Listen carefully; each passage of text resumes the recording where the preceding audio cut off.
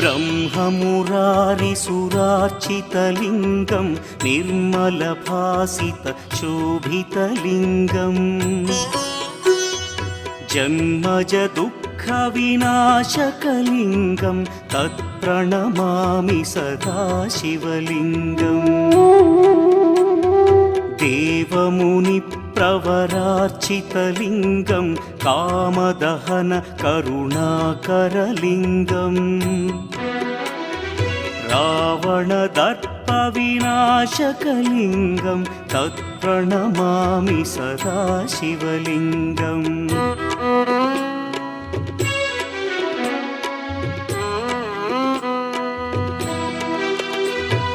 सर्वसुगन्धसुलेपितलिङ्गं बुद्धिविवर्धनकारणलिङ्गं सिद्धसुरासुरवन्दितलिङ्गम्